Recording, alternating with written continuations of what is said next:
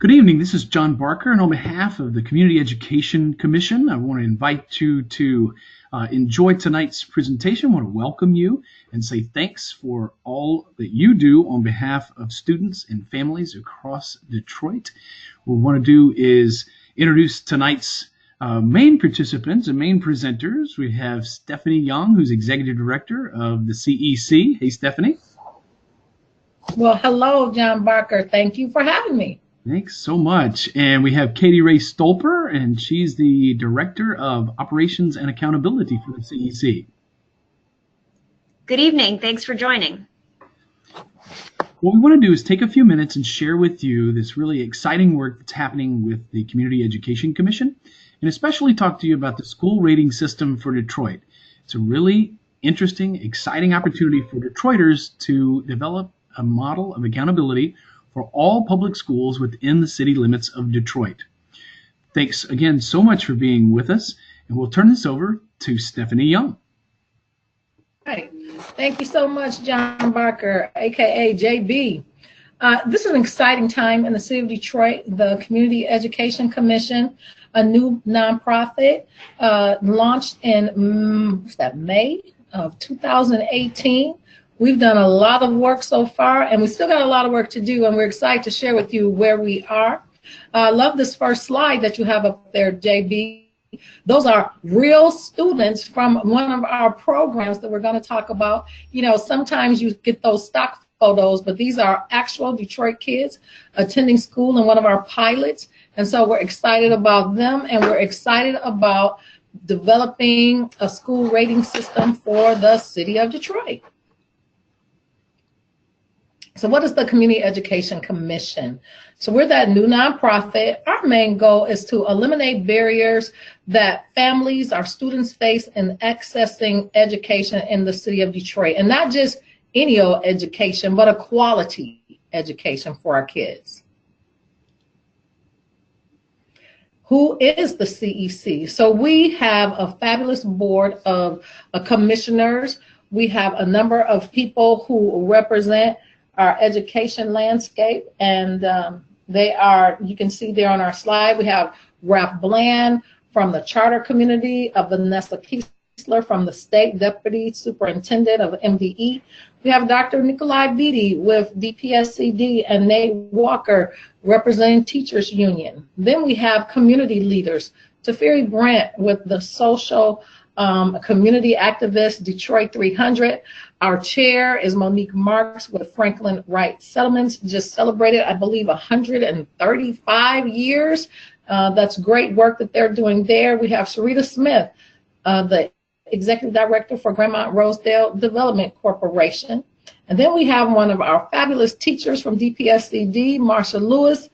And we have our newest member, Renee Went. She is our charter school teacher representative.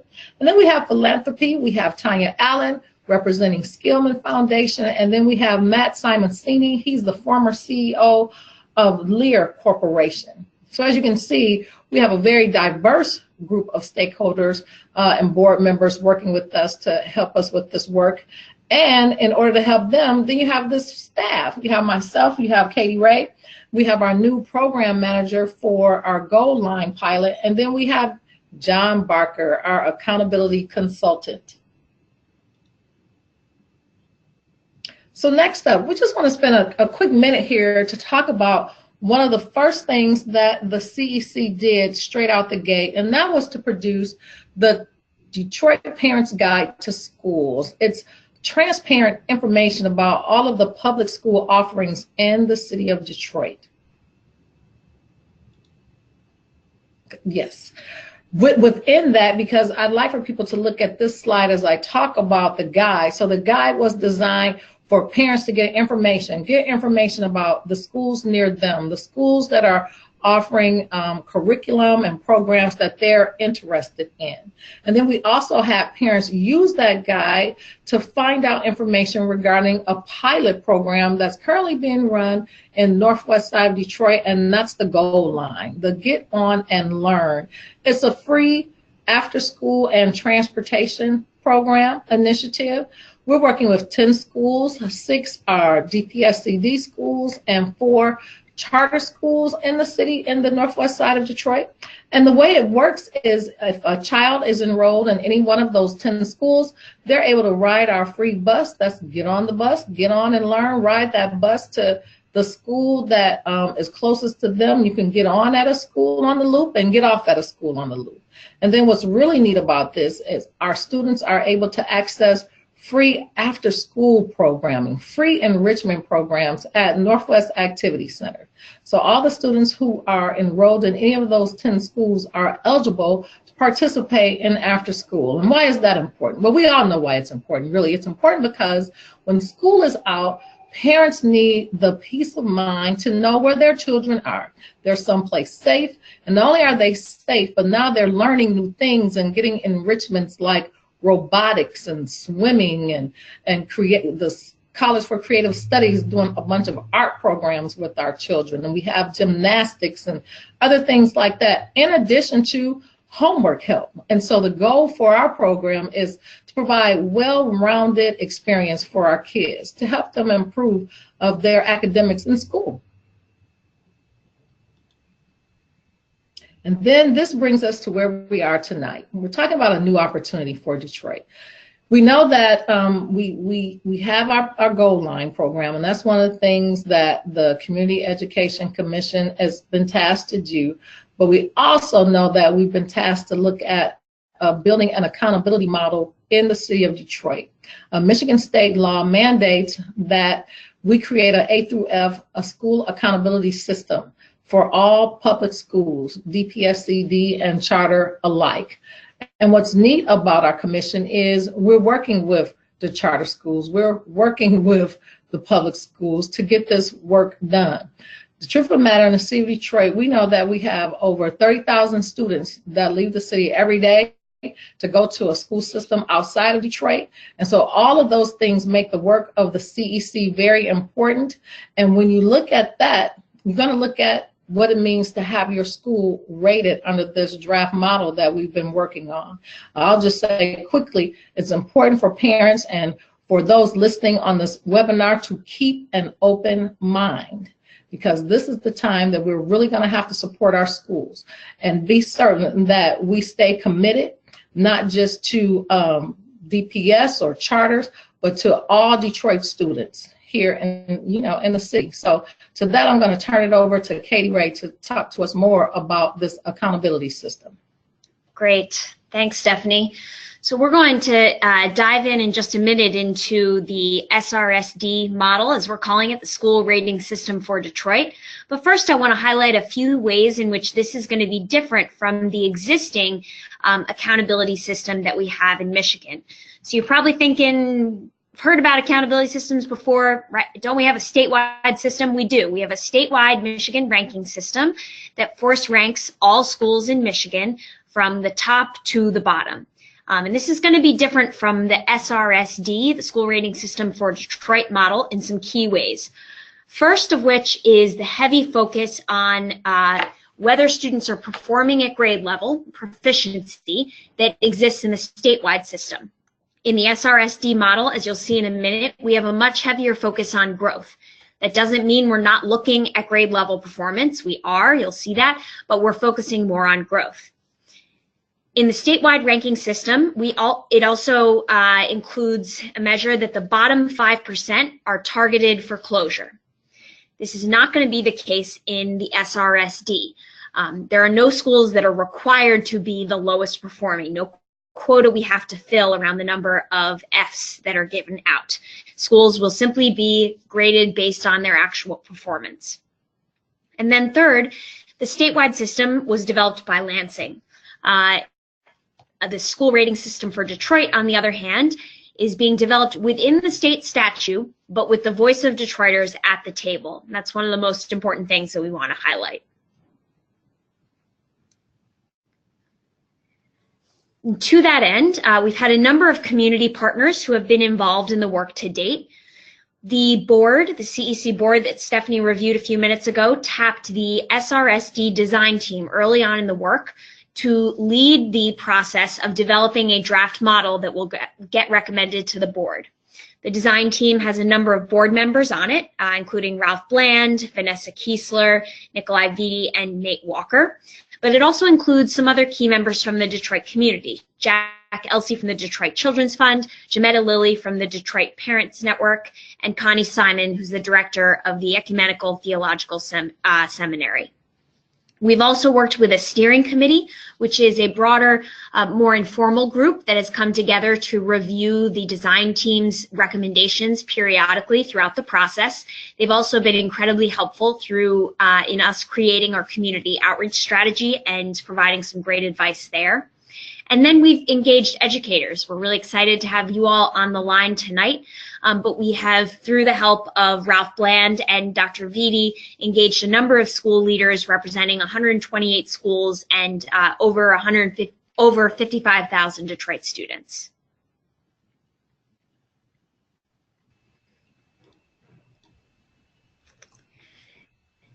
So what has the design team been thinking as we've gone through this process? First, they've been very focused on following the letter and honoring the spirit of the law. This is really important. We know that in order, anything that the design team and ultimately the CEC board recommends to the Michigan Department of Education has to get accepted by them.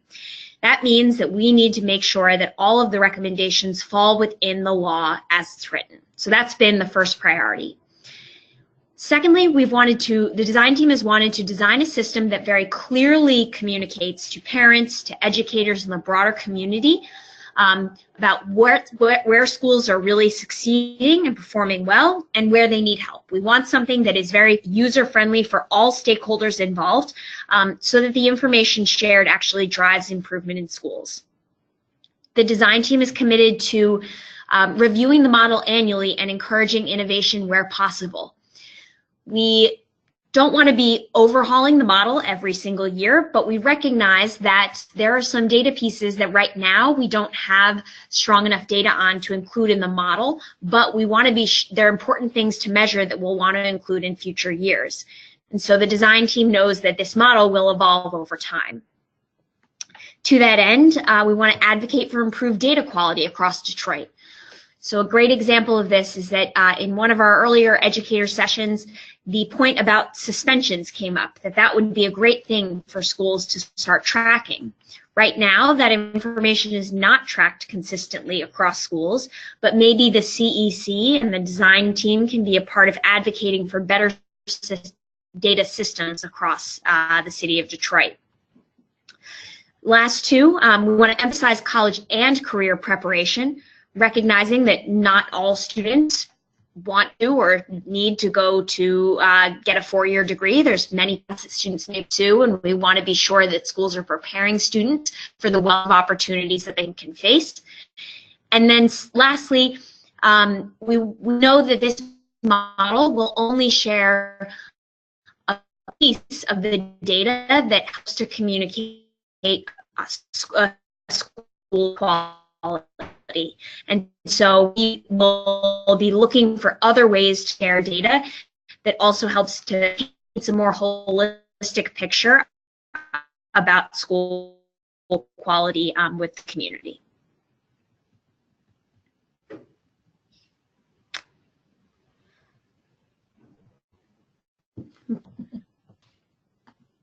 John, do we have you there?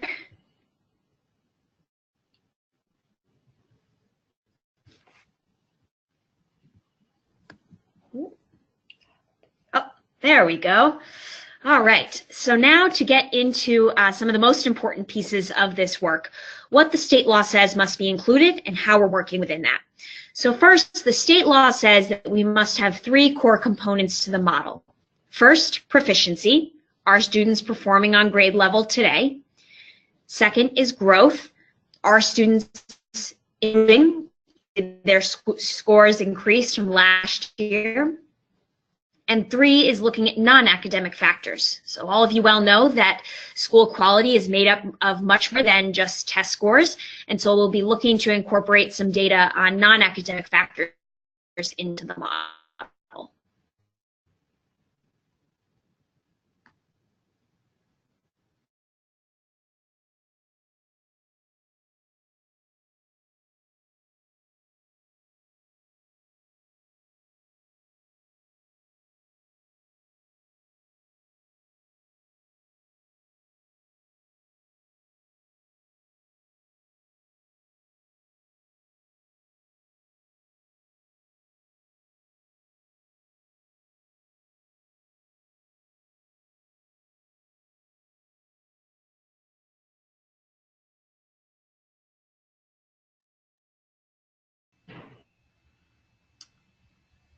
It appears that our audio has been restored. Steph, Katie Ray, you guys still there?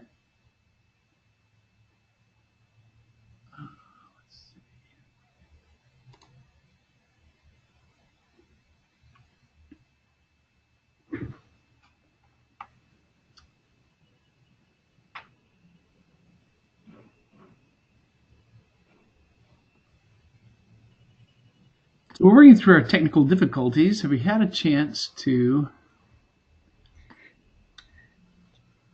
I'm hearing Steph and Katie Ray just a little bit, but want to make sure. Are you guys still available? Yes. We're. I think you can go ahead and advance that slide, John. Okay. So I'm thinking that maybe what we did was we lost the connection, Katie Ray. If you want to... If you want to cover this just another quick second, and my apologies, I'm not exactly sure what's going on, but I didn't hear. Did you cover this slide? We did, but I'll go ahead and give it again. Give it a go again. Okay, yeah, just maybe hit that real quickly. It could be that I was the only person who wasn't hearing it. No problem. So right on here, you'll see the 3 core components that the state law says the SRSD model must include. First of this is proficiency, so are students performing at grade level today? Second piece is growth, are student scores improving year after year? And the third component is non-academic factors. With an understanding that school quality is about much more than test scores, we'll be looking to have data on other factors that signal whether a school is a good place to learn. Thanks so much, Katie Ray. All right, and now we get to the piece of how we are deciding to weight these 3 components. So the law has set some guidelines in place for what each of these components must weigh, but the design team has come up with some good recommendations to put the model together. So the first decision was around weighting between academic and non-academic factors. Again, with the idea that school quality is about much more than just test scores, we decided to look at the amount of points that could be allocated to the non-academic factors according to state law. They said a maximum of 20% of the points could be allocated to non-academic, and so the design team is recommending that we maximize that 20%, which means 80% of the points will come from academic factors. Within the academic bucket, we need to allocate the quote-unquote points to proficiency and growth. The state said that a maximum of 70% of the 80 could be allocated towards growth. And so the design team has decided to maximize growth. Again, that is 70% of the 80, which gets us 56% of the points will come from growth measures. And that leaves 24% of the points will come from proficiency. It's important to note here that this is not because we don't think it's important to measure whether students are performing at grade level today. It is definitely an important part of this model.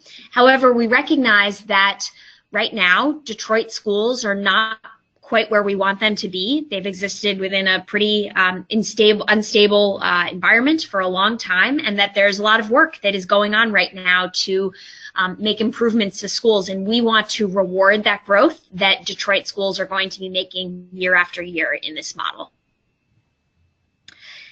John, with that, I think I will kick it over to you to talk a little bit more in depth about the K-8 and high school models and the indicators that are included.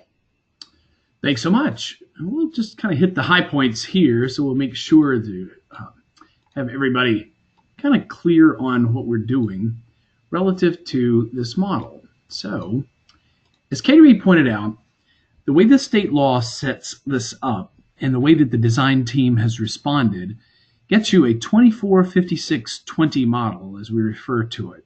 24% would be proficiency, and what you see are the indicators or the metrics, the measures that are specifically required by state law 380, 390. And you'll see ELA, the English Language Arts, and math portions there, which you pretty much would expect to find in an accountability model for state, and the State Department uses these 2 indicators. You also see science and social studies, and having had conversations with educators throughout our process, the indication from you and your colleagues was make sure that science and social studies are in there if you can. They were not originally specified in 380, 390, but it's hard to manage what you don't measure. And what we heard from our colleagues was that we needed to include science and social studies. The other thing that you'll see on the high school is that both of those are specified for the high school model. So there's a nice parallelism by putting the social studies and science here with the K-8 recommendation. You'll also see that the model includes continuously enrolled students.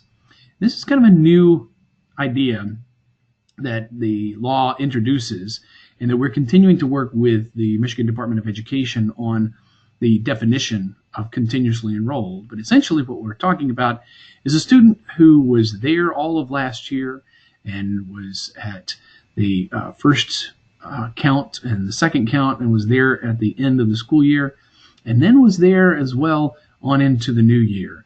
So the proficiency of those students who have been enrolled the longest is what we heard from educators would be the students that they could make the most difference with. So you'll also see the weightings associated with each of those measures, with continuously enrolled being the largest weighting to emphasize exactly that teachers have told us that if the students are with them longer, and if they're enrolled in the schools longer, then what they can do is move them the most.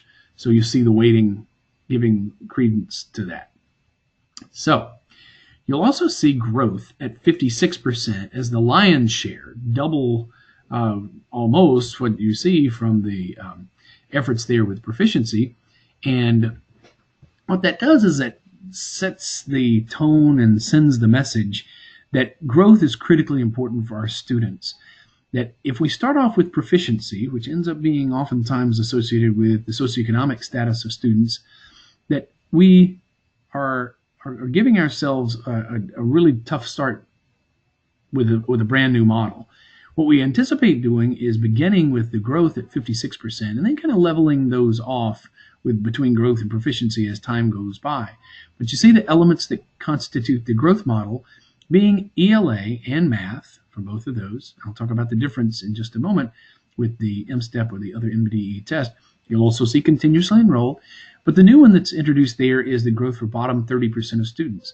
In each school in the state of Michigan, what you'll see is the bottom 30% of students have been identified by the Michigan Department of Education, and those are students who we want to give some special consideration for. Students who are in greatest need of our greatest efforts. So those students also are counted in this model and actually get a pretty important weighting there as well. So in many cases, as we've had conversations with several colleagues, that students who are in the bottom 30% could indeed count for continuously enrolled and also for the overall growth as well. We certainly know that the bottom 30% of students will be in the overall growth. So they're actually overemphasized in the model, which is absolutely what we want to do in terms of an equity platform, making sure that the students who are in the greatest need get the greatest amount of services. Quick word about the MDE approved test. What we know is that there's flexibility in the law and also in the Department of Education for using a test other than M-STEP for measuring growth.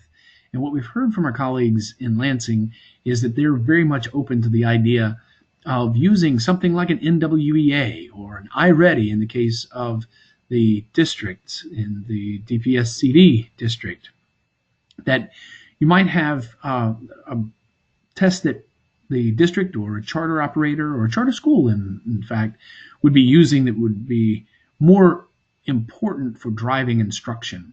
So if it meets the MDE's guidelines and is a reimbursable test by the MDE, what we're going to do is we're going to incorporate it in this model. And we're appreciative for MDE for giving us that consideration.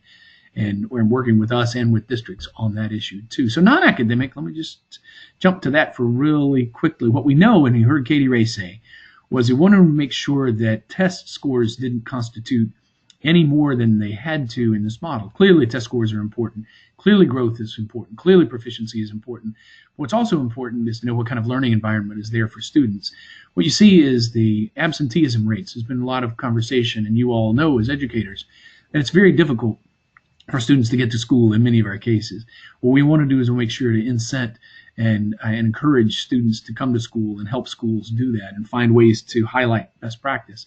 We also see as re-enrollment rate. Did the student re-enroll in the school that they were in unless they had moved, physical address move, or got to the point where they were at the terminal grade. We're not looking for that eighth grader. If that eighth grader was in this last grade of the school, if it's a middle school, grade 6 through 8, that student wouldn't necessarily be counted in the re-enrollment rate. But what we're talking about is, that sixth grader to the seventh grade. Is that student re-enrolling from school A back to school A from spring to the fall of that same year? And then what you have are these student survey and parent surveys.